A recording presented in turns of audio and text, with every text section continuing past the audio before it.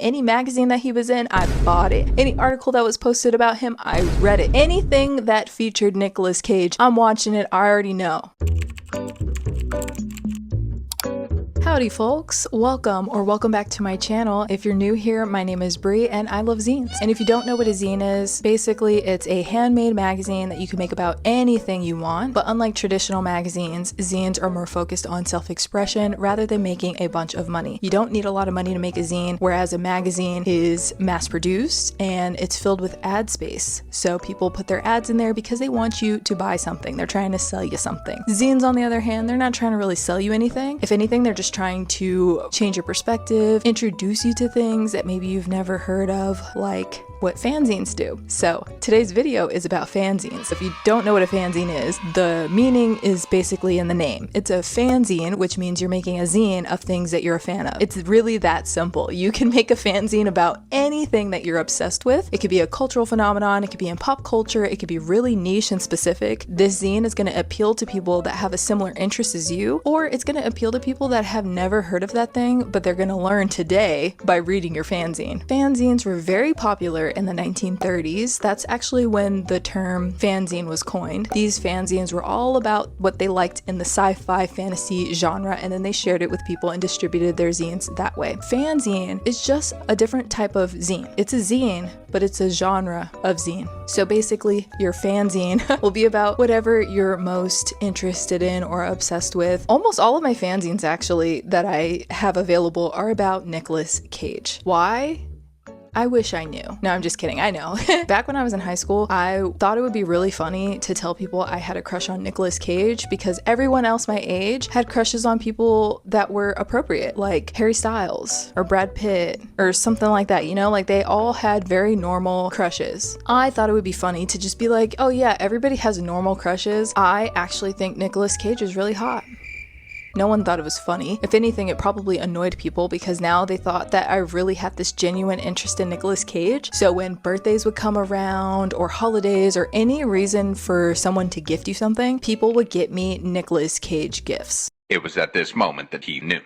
He fucked up. I acquired so many Nicolas Cage gifts over the years that I have a whole collection now, and it started making me feel really guilty. When people were going out of their way and spending money on these Nicolas Cage things, and in my head I know it's not a genuine interest, I was just being a shithead. I was just being annoying. They thought that I was being for real, so they bought me all this stuff and I was like, oh man, I don't want this stuff. Like, I don't even know who Nicolas Cage is. I just thought it would be funny. Like when I went to high school, this was around the time that they made fun of Nic Cage a lot. He's having a renaissance period now where people actually enjoy his work and they admire him for all the talent that he has. But back then when I was in high school, this is like the emergence of when people would be like, Nicolas Cage is so cringe, because my parents, like my mom, she had a genuine crush on Nicolas Cage when she was younger. She was like, Nicolas Cage was hot. Like in the 80s when she was growing up and stuff, she was like, no, Nicolas Cage was popular. He was a heartthrob. And I'm like, wait, what? Because when it came to be my turn to like learn about all these people when I was in high school, Nicolas Cage was not a heartthrob. He was not hot. If anything, people thought he was in too many roles and they just thought he was kind of cringe. I didn't know too much about him. I wasn't that familiar. All I knew is, okay, people don't really like this guy, so I'm gonna like him. So in order to alleviate my guilt of me saying that I like Nicolas Cage but I really didn't, and then people would give me gifts with their hard-earned paychecks on this dumbass lie that I told. After a couple of years of that, I felt really guilty and I was like, let me just learn about Nicolas Cage. Maybe then I'll start to like him and that way I won't feel as bad that I have all these gifts, and then I'll turn that weird joke into a genuine interest and then I can appreciate all these gifts.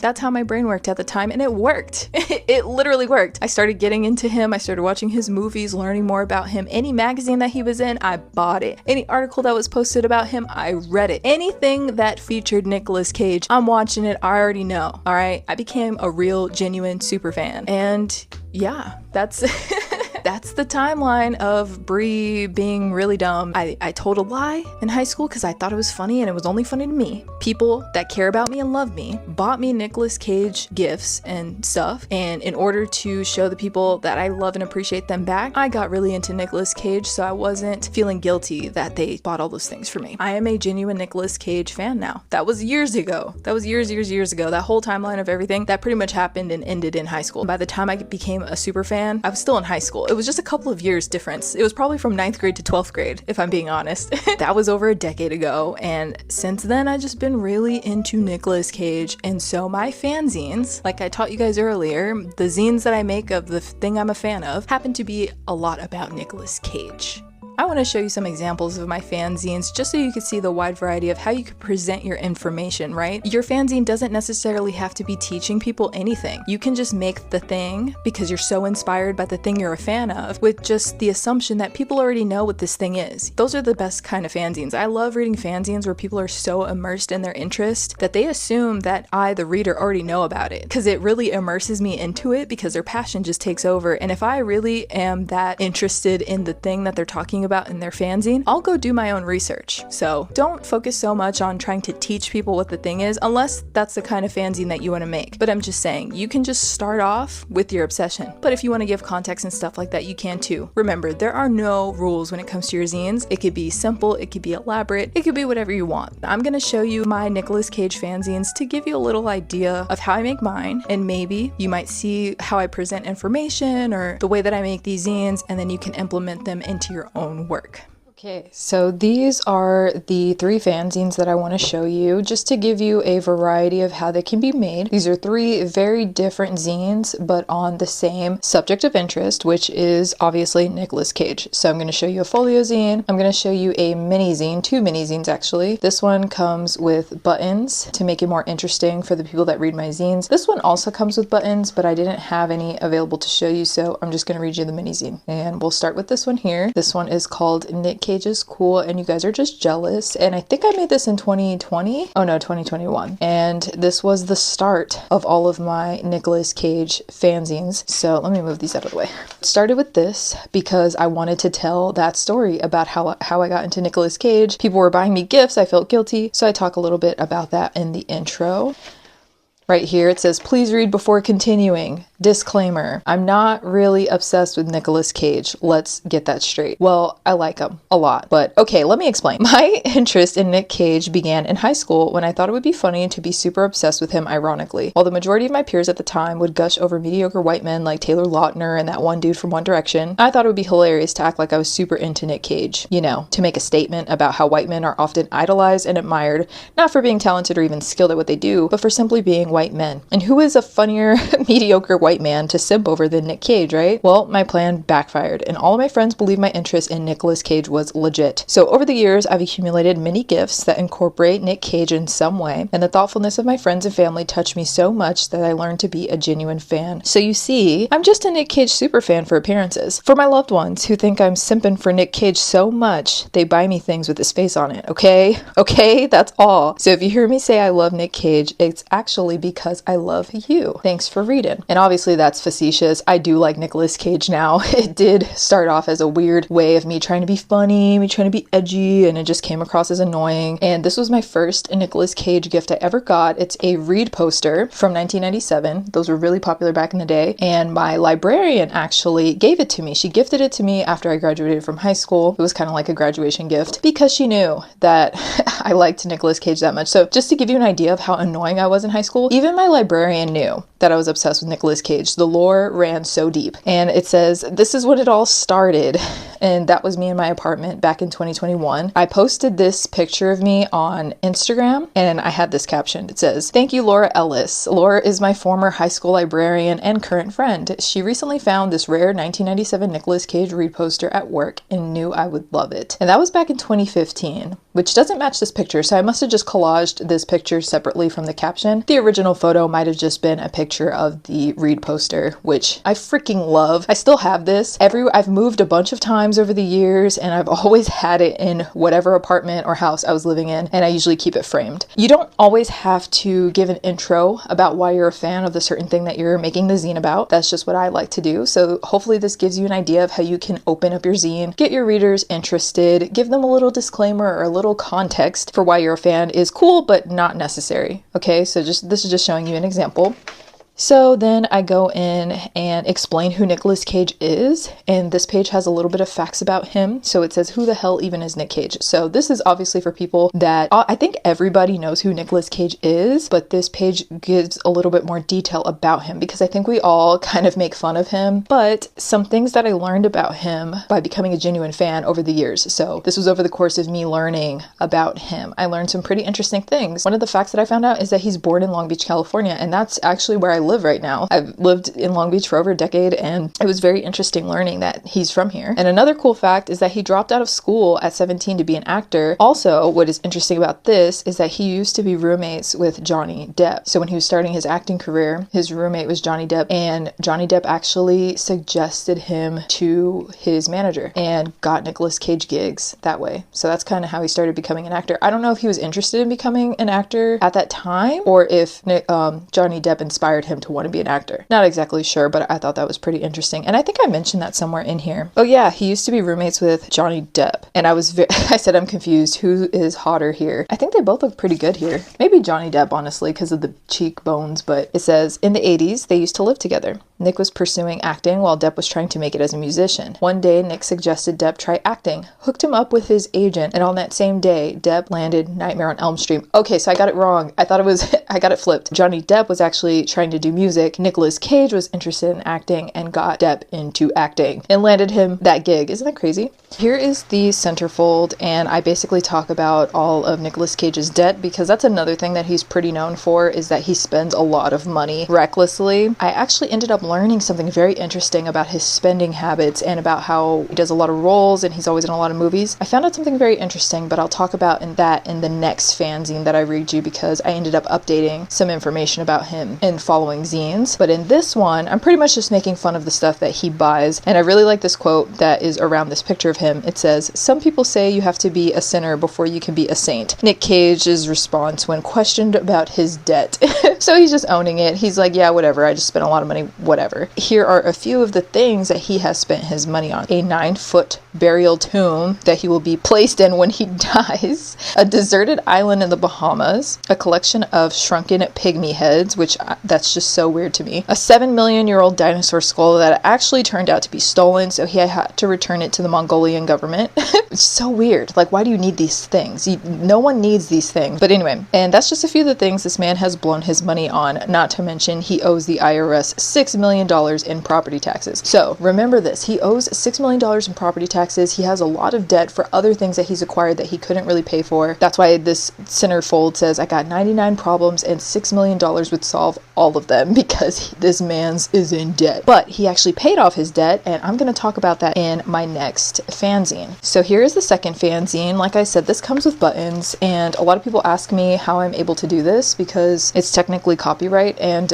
yeah, it's technically copyright, so I'm not allowed to do this, but I just do it. I love this movie, so if you haven't seen The Unbreakable Weight of Massive Talent, you have to watch it. It's literally just a movie about Nicolas Cage playing himself, and Pedro Pascal is a super fan of Nicolas Cage, so he's basically me. This is me played by Pedro Pascal. This is a very funny scene in the movie. They both get high, and they're both coming to the realization that they're high, so they had two different reactions to it, so I made buttons out of it. I think it's pretty funny. It's a fanzine about Nicolas Cage, but it's also a play on this TikTok trend that was going really viral of this scene, and the song that was playing over it is called Make Your Own Kind of Music, and it's just a funny little TikTok. It inspired me to make this fanzine. It's called Make Your Own Kind of Music button and zine set, and on the back of this it says the lyrics of the song, basically, which I think is very pertinent. It's very significant to what the fanzine is about, and it plays in tandem to Nicolas Cage, his debt, and his money problems. Okay, so just keep that in the back of your head. It says, nobody can tell you there's only one song worth singing. They may try and sell you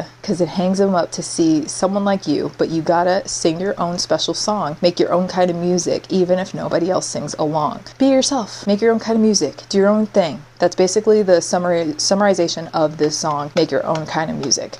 That's the buttons and the card that they go on, and here is the fanzine. It's called Make Your Own Kind of Music, How Nicolas Cage Paid Off His Debt. And I'll read the entire thing for you right now. If you're an avid TikTok user, you've probably seen the viral clip involving Nicolas Cage, Pedro Pascal in the 1969 Mama Cass hit Make Your Own Kind of Music. This scene is from The Unbearable Weight of Massive Talent, released in 2022. This trend is particularly entertaining while you switch from Nicolas Cage's hallucinated face to Pedro Pascal's hilariously giddy gaze. Funny captions express something that unexpectedly ruins their plans. Here's one of my favorites. Listen to the chorus of the Mama Cass song for full effect. So on the next page, I have a screenshot of one of my favorite TikToks that was utilizing this trend. It says, me coming home from a long day at work. And then Pedro Pascal's giddy, gleeful face, it says, my dog who ate the entire couch. So that's just an example of how these TikToks would go, and you put in your own captions for a funny moment in time that relates to you, right? Everyone is familiar with Nicolas Cage's astronomical debt. I've got all these creditors and the IRS, and I'm spending $20,000 a month trying to keep my mother out of a mental institution, Cage recently told GQ magazine. The world loved to say Cage's debt is what led him to take any movie role offered to him. While his movies did chip away at what he owed, he never accepted a job he didn't believe in. When I was doing 4 movies a year back to back, I still had to find something in them to be able to give it my all, Cage explained. Some of them were terrific, like Mandy, but some of them didn't work, but I never phoned it in. So if there was a misconception, it was that I was just doing it and not caring. I was caring. So that's what I mean about the last zine that I made back in 2021, where I also assumed that he was just taking on any role for either just to be more relevant or to be able to pay off his debt from his other things. But his mother was going through a mental health crisis and he was trying to help her. So he was trying to spend all this money to get her out of there, and he's taking on all these gigs to pay not only the IRS but to help his mom, which I thought was very sad that there's this huge misconception about him that he's just doing whatever, he's just this random dude, but he's dealing with things behind the scenes that we have no idea about. So I thought that was pretty interesting. Here's the kicker. All right, this is the movie he was in, and like I said, he stars himself. So the movie is about him. It's like a facetious characterization of him, and then Pedro Pascal is a super fan, right? So that's basically the premise of the movie. Cage finally paid off his debt 2 years ago. The most beautiful thing about that is that the role that rid him of his financial burdens was the role of being himself. Cage finished paying off all his debts after signing on to appear in The Unbearable Weight of Massive Talent. The film, where Cage stars as a fictionalized version of himself, received raved reviews and could be a learning lesson to us all to make our own kind of music. And that's the end of the zine. I thought that was so interesting that he was able to pay off his debts in a weird, ironic circle of life kind of way by simply being himself. So I thought that was pretty awesome.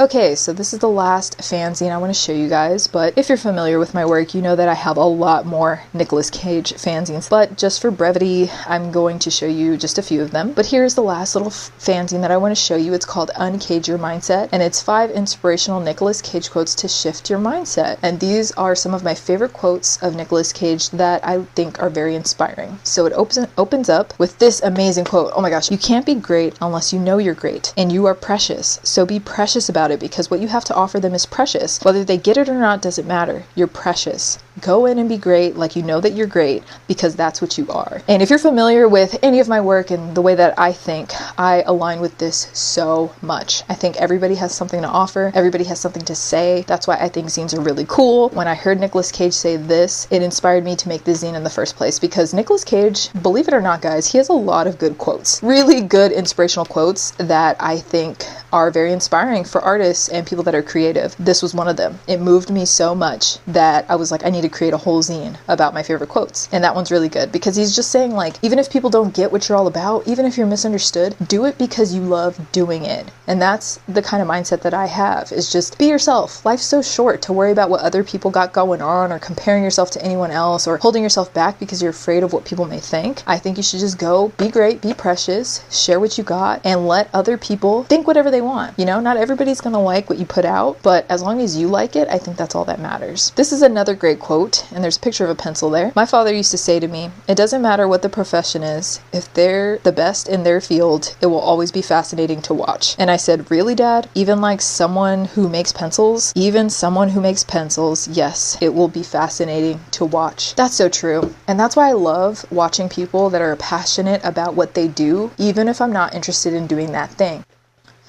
All right, and this is the last page. Jump scare, sorry. Those who have the ability to take action have the responsibility to take action. So simple. See, that's another one of those things where it's such a cliche thing to say. With great power comes great responsibility. It's like the same thing, but just in his own paraphrasing. But it's so true. Those who have the ability to take action have the responsibility to take action. There's another quote I like that's not a Nicolas Cage quote, but it kind of relates to this, and it says something along the lines of, all that's needed for evil to persist is for good men to stand by and do nothing. If you have the responsibility to take action, you should, because if you don't, you're allowing other stuff to happen. Anyway, this is the zine, and it ends, I just put some of my contact information on the back so people can find me, but these are the zines that I made, y'all. I hope that it gives you some inspiration. You don't have to make Nicolas Cage fanzines, but if you do, I'm right there with you. I just wanted to give a little tour to give you an example of how you can make your fanzines. They don't only have to be mini zines or standard size zines. You could be more experimental with them. If you follow me on Instagram, you know that I make flexagons as well. I ain't no freaking monument to justice. I lost my hand. I lost my bride. Johnny has his hand. Johnny has his bride. You want me to take my heartbreak, put it away and forget? Which are another type of paper craft. I use them in my zine making too. Think outside the bounds of this, okay? This is just a guideline. These are not rules. It's just a little guide to show you possibly what kind of zines you can make. It does not have to be limited to these things. These are just examples. All right, so that was the fanzine tour. Those were my Nicolas Cage fanzines. I also have other zines as well. Okay, I'm not just a Nic Cage fanatic. I don't think about him all the time, every night, in the morning. I don't do that, okay? I hope that you guys enjoyed the zine tour. I hope you liked my little explanation of fanzines. Let me know down in the comments what you think about this video, and until next time, bye.